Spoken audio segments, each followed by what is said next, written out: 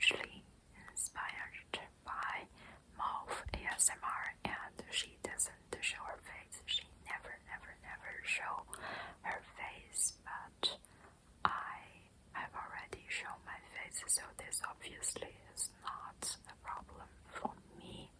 But I just thought in this more up-close manner, it actually brings me a lot of comfort and relaxation, and we could be doing more hand movements, right?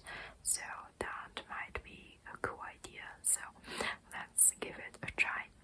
And in today's video, I am going to talk about my childhood growing up in China.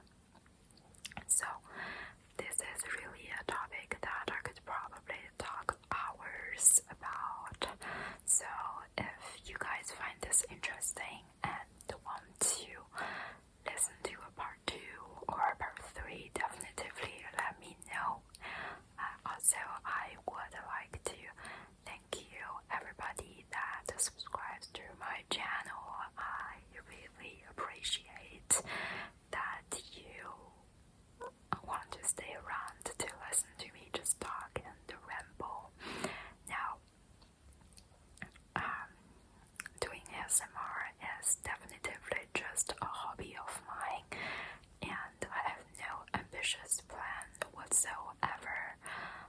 I also would probably never go with very fancy equipments or background. It would probably just be very lo-fi as it is right now, but I hope you enjoy.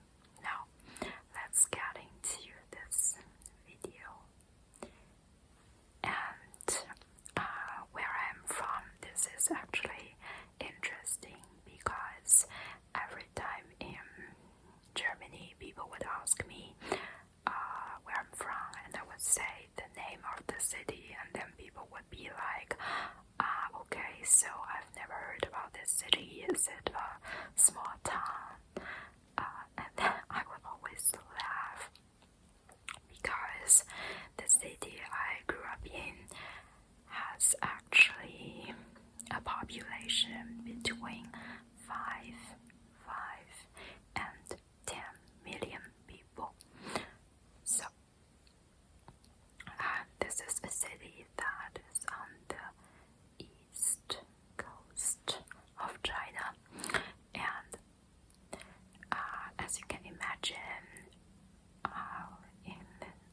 with a city this size, I definitively do not know every part of the city as the palm of my hand. So today I would only be focusing on telling you how it is like to grow up like in my part of the city, if that makes sense. Also, it is important to notice that China is a country that experiences so much growth and development since the 1980s until now. So every time I went back to my hometown, there would be so many changes. There would be new buildings that I haven't seen before, and there would be a new, subway line. There would be entire districts that would be turned into some very fancy shopping district that I've never seen, before. So that's why thinking about my childhood is very nostalgic for me, even though I'm only 25 years old, and my childhood was not like such a long time ago, but because so many things have already changed, it's a bit sad that so many things are not there anymore, and they're only in my head, if that makes sense.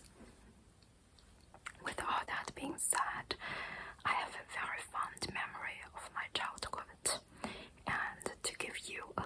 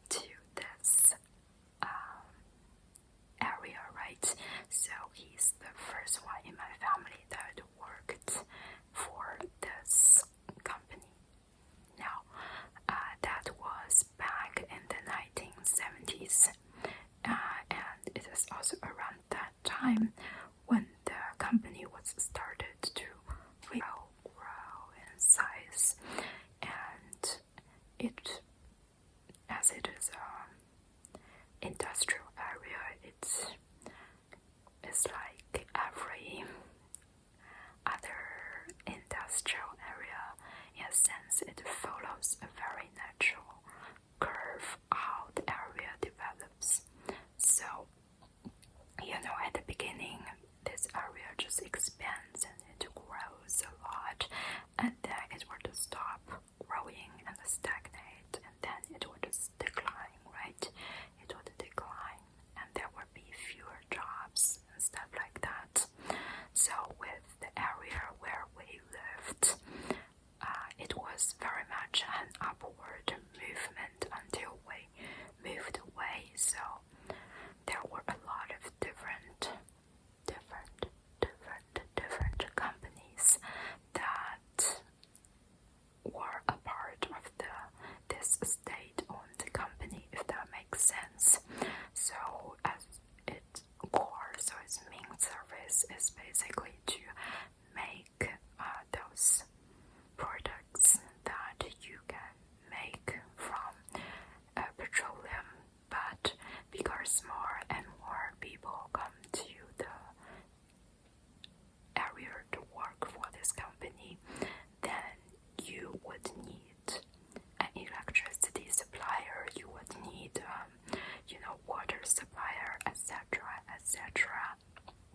And so just to cover like the daily needs of people that work here, right? So bottom line is everybody works and lives in this area more or less, knows each other in this way or another.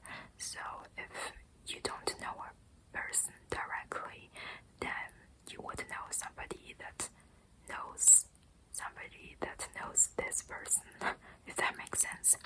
So in a way, in general, I would describe the general living environment to be very familiar and friendly. And because in my parents' generation, for the majority of the time, working a company that is owned by the state means that you couldn't lose your job, and you even get an apartment from the state. So then you also don't have to worry about how to pay off your mortgage. That was still very much, in the communism era. So in the 1980s and 90s. Nowadays, of course, it doesn't happen anymore. Like, no company, no matter if it's state-owned or not in China, you wouldn't get, an apartment that comes with your job, sadly. But my point is, all in all, like most people that live there, my family was not very rich, but we do have a lot of the stability, right? So we have a lot of financial stability, and with that also comes in general satisfaction about life, and the crime rate is also very low, and I've always felt very safe growing up. Like, I couldn't say for sure how it is like now in China, but back then when I was growing up, drug was not a problem, alcohol was not a problem for us as children. Yeah. Just for some reason, drinking alcohol wasn't seen as this, cool thing that we want to drink a lot, just because I think alcohol is very normalized in Chinese culture. We drink as kids on, special occasions with our family anyways, right? Like in Chinese New Year or other traditional holidays, we drink alcohol with our parents, grandparents anyways, so it wasn't something that we are particularly interested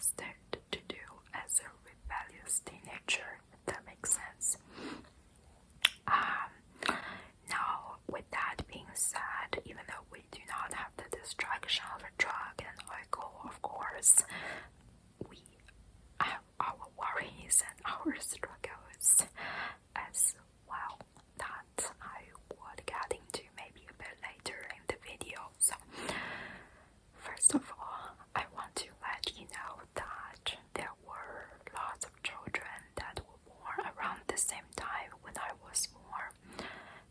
So the whole area where we live just felt very young, very energetic.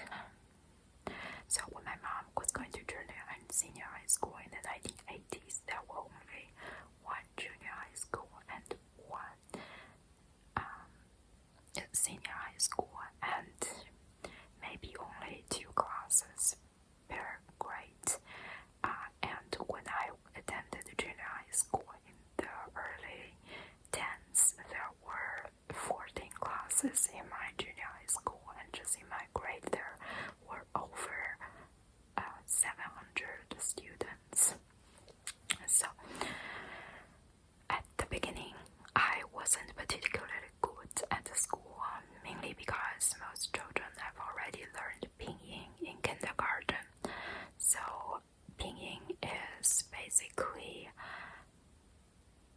this pronunciation system in Chinese, because Chinese characters are difficult. They are even difficult for us Chinese. So when we were young, like when we were 7 or 8, we obviously don't know how to read every damn Chinese characters. So that's why there are actually this alphabet thing that is written in Latin alphabet that will tell you how to pronounce a certain word. And with the majority in my class back in grade 1, they have already learned how to use this alphabet thing called pinyin, but I haven't, because my parents were like, if you're a kid, just let your kids play and don't force school onto them, because they have a long life ahead of them, and they could always learn later. But the consequences of that was, in first grade, I wouldn't know how to pronounce words on the blackboard, and I was very much afraid of being called to read what was written on the blackboard, and it ended up in 2 things. First thing is that my teacher called my dad, and this teacher was a 50-some-year-old woman, and she said to my dad she was not sure if I have some kind of intellectual impairment, and my dad replied with, "Mind your own business," which was very cool, because I remember being so relieved that my dad was not on my teacher's side, and he was not also being disappointed in me. So yeah. And 2, one day my mom found me crying on the sofa because there was a test on pinyin the next day, and I was so afraid that I would do poorly in that test, and my mom actually practiced with me very patiently, and of course in the end I mastered pinyin, and my grade was also improving slowly but surely. So also in this time in elementary school, we were living near a park, and my apartment was actually close to the back door of that park, and I have a lot of friends that lived close to the park too, so it was a lot of fun for us kids. So we would not use the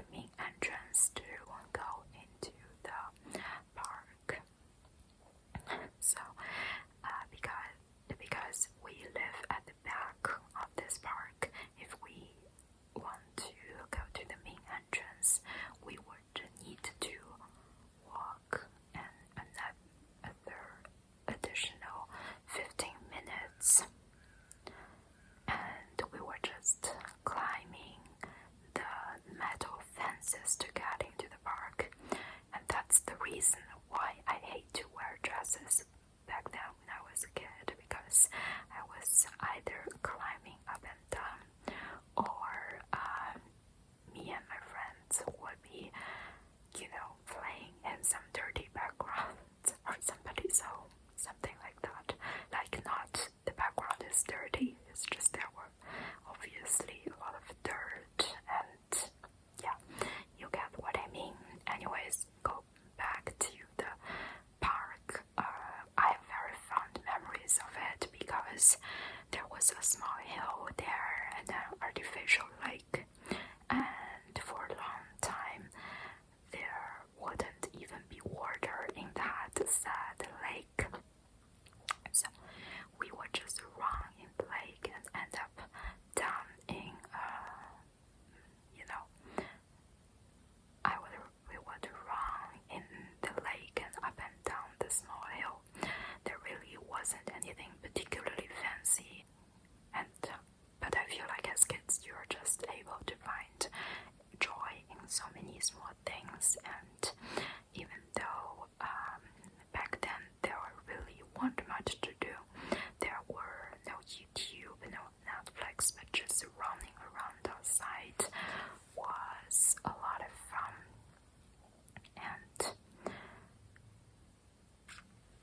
But in China, your time as a kid running around outside ends really soon, because the pressure of going into a prestigious high school came around, and most of us were sent to tutors after a class.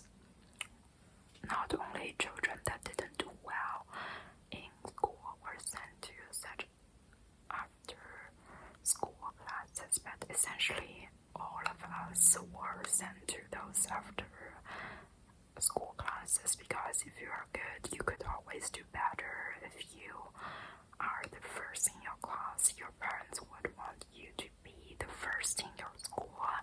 If you are the first in your school, your parents would want you to be the first in the city, you know what I mean? There was no limit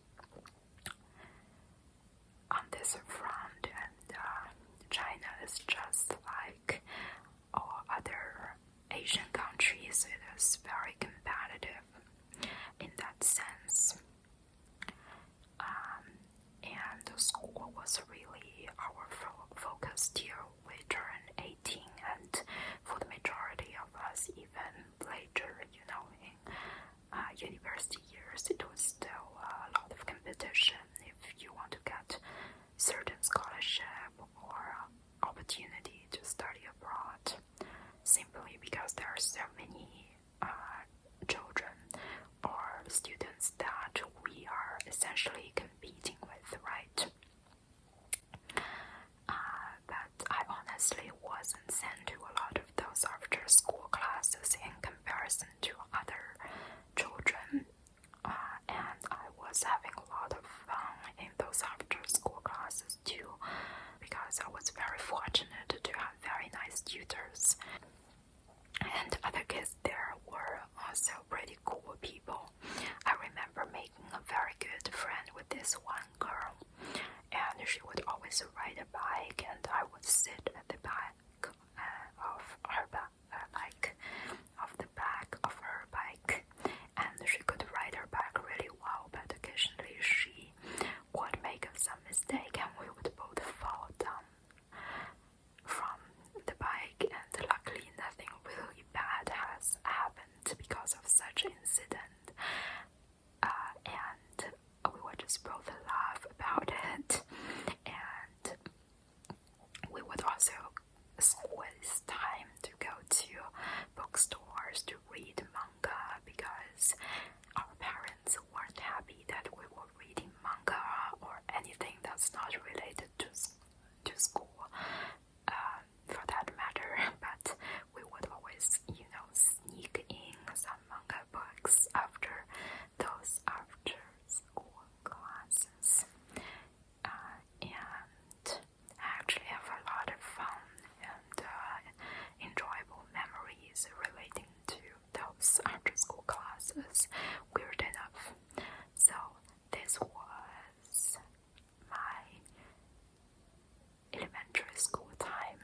essential